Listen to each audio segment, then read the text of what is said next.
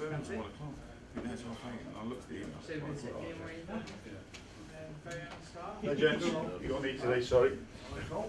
Right. We don't know what we're going to say yet, Matt.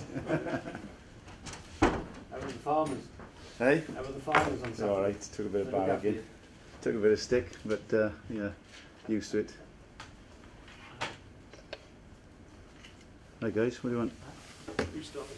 Pete, you kick off, mate? Yeah, Yeah. I'm James from Premier League. Hi, James. Nice to Okay. meet you. Happy to take a point at the weekend? Yeah, the way the game panned out, yeah, definitely. Obviously, it's been well documented. Jack kept us in a few times, had a fantastic game. Yeah, certainly going into the second half came under a lot of pressure.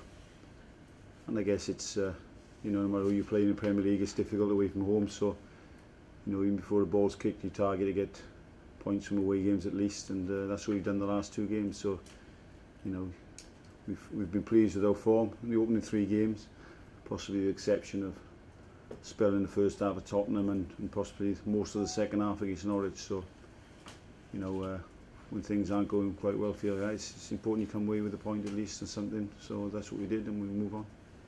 And Butland had a fantastic game and definitely kept you in at a certain point, didn't Yeah, I mean, we know the qualities of Jack Scott, and I think the man just said as well, he's got a crack on his finger.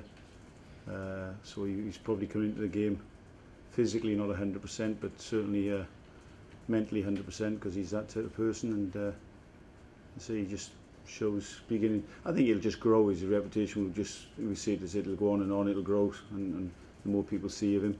But it certainly wasn't anything new for us, because we've seen it in training over the last couple of years, and the way he works, he's a top keeper, and he's going to get better. Will he be okay for the weekend? Yes, yeah. Obviously, Sheridan Shaqiri made his debut as well. Happy with his performance? Yeah, well, I mean, that was a big highlight for us. Obviously, the manager was keen to put him in as soon as possible. We were happy to get the extra week's work into him before the Norwich game, you know, and he started very bright for us. Yeah, I think he'd be the first to say as the game went on, you know, he looked a little bit jaded, but I think the manager was keen to leave him on for the 90 minutes, so because he'll come on a bundle for that, we think, and you know, I think he said after the game, I think it was his first 90 minutes for, you know, 3 or 4 months. So yeah, we're pleased. He was very stiff yesterday, and consequently he won't be involved against Luton tomorrow. But you know, he'll come on, as I say, leaps and bounds for the full 90 minutes. Really hot on the weekend, wasn't Yeah. it? And obviously you had to have the water breaks as well. Yeah. Norwich scored 3 minutes after the first water break, I think it was. Do you think that disrupts the game at all? Well, you can't use as an excuse. I think we all welcomed the water break, but yeah, we talked about it afterwards. You know, it may be an ongoing thing that, you know, when you have those water breaks, the side it broke our momentum a bit. We were on, you know, we felt we were on top in the game, things were going well, and I think it's just circumstances when you do that. You know, other teams regroup, and yes, again, looking back on it, we weren't as on top, you know, and on the front foot as we were beforehand. Still, without a win after 3 games, is that a concern yet, or is No, it no. to pick up the point? No, obviously, like everything else, you'd love to have won a game, but you look at our performances, you know, and the way we've approached games, and 2 of those, well, they've all been difficult games as they all are, but, you know, Liverpool at home, and then the 2 away games, as I said before balls kicked this season, we'd have certainly looked at the 2 away games and thought, well, you go there to win, but if you can come away with a point, it's a good result. So, you're looking back again, I think anybody who saw the first league game against Liverpool, we felt we were the better side, unlucky not to get anything out of it. So, it's early days in the season. We'd love to have had a win, but we're not unduly concerned because we're playing some decent stuff. And impressed by what you saw from Norwich? Yeah, well, and you don't tell me, I know what it's like there. I know it's a difficult place to go to and pick up points. Very impressed with the way they set up. They're a good football inside, they kept the ball well, and they'll be a threat to many teams, certainly on their own patch this season. Obviously you've got Luton this week and then West Brom next weekend. How are you looking heading into those 2 games? Well, I think Luton gives the manager a chance to you know, give some minutes to other squad members, that's for certain. You know, we've careful to say over the last couple of years, and I don't think it's just changed much now that we've got a strong squad. There's, you know, between individual positions in the team itself, there's not a lot between the ones who are starting games and the ones who are not. It's just maybe tactically how the manager wants to approach games. So, and I think we're delighted actually to have this game, that we can get some some good game time into those ones who haven't been fortunate enough to be involved so far. You mentioned Sheridan's a bit stiff after this weekend. Any other injury worries? No injury worries. No. Obviously, coming out of a game where you were right in saying it was very hot and brutal at times. I thought Saturday afternoon it was in the 90s I think, and so you got to keep an eye on individuals in your team. But we'll be going down to Luton tomorrow with a strong squad, but at the same time there'll be 4, 5 or 6 players that we feel like no need for them to go down, that they'll benefit more by maybe doing a little bit of light work and getting being fresh for the weekend. And one more from me. There's been a bit of talk about the transfer window obviously closing next week, and how much that disrupts teams being open during the season once it starts. What are your thoughts on that? No, well, you're asking me personally. No, it doesn't. I mean, obviously, there's other managers out there. I suppose if you've got, like Roberto Martinez, we will be waiting for it to slam shut, I suppose. But I think each manager's got an individual opinion on it, and as far as we're concerned, it's maybe a chance. All right, you can possibly lose players, and you want the window to close in that scenario. But there's other way of looking at it as well. In the early part of the season, you can have a good look at your squad, and if you need strength in any way, or you think you do, then individual clubs will take that opportunity. Any more business to be done before next season?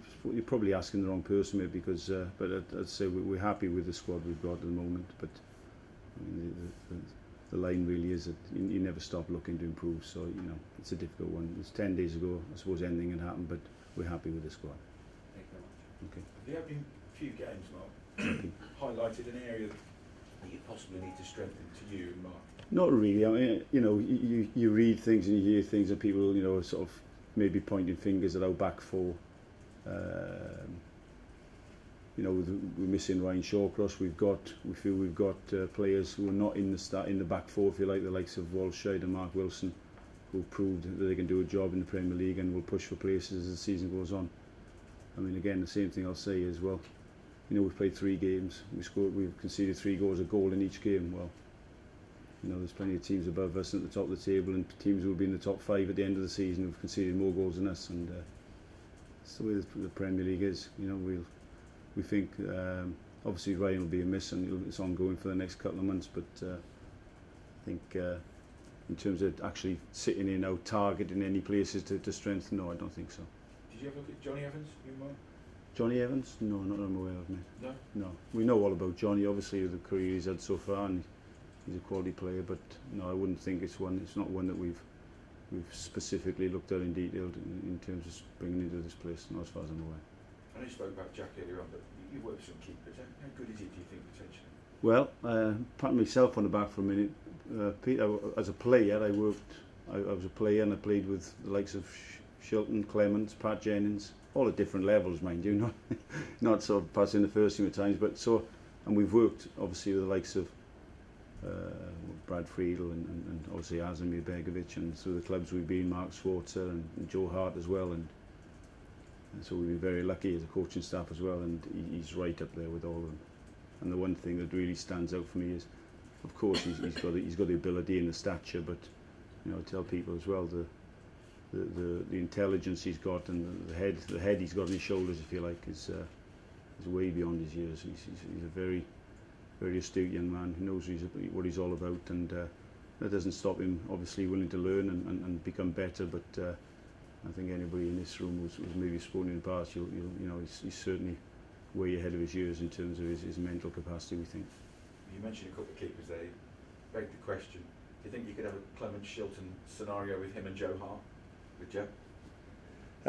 Yeah, I think so. Obviously, speaking as a Welshman, so it's nothing really to do with me. But no, I'm sure. I would say Joe Hart will be looking over his shoulder, and know Jack, with the ambition that the lad's got, and where he sees himself heading over the coming years, and I'm sure he'll be pushing Joe Hart very, very soon, if not already. And this cup game, you thinking wholesale changes? Well, I think in the past the managers always liked to go strong, but as I said, it doesn't with the squad we got, we don't think whatever change we make, we're going to weaken the side too much. So it'll be a good opportunity for, you know, the lads who haven't had a lot of football to play for certain. So you know, there'll be a few changes, but it certainly won't be the detriment of the team. It's nice to get a bit of silver, isn't it? Well, yeah, you do. You know, you look at the start of the season. You've you know, it's been said before that we like to give out team targets in terms of the league situation ongoing through, but we also like to give them targets in terms of, like, you know, to try and put pressure on the team and the players. Say, you know, can we go and win something? It seems every other manager would do it, I suppose. But yeah, I mean, this club has probably been, like a lot of clubs, it's been too long since they've had silver on the table. So it's something that we've got one eye on, and we've certainly given everything we can to try and push on and get some silverware. Okay. Okay, radio's in the. All right, sorry. Yeah. Okay, good. Do you want to bring? I'm all right. Cheers, Dave. See you back. Yeah, that's all right. Cheers, mate.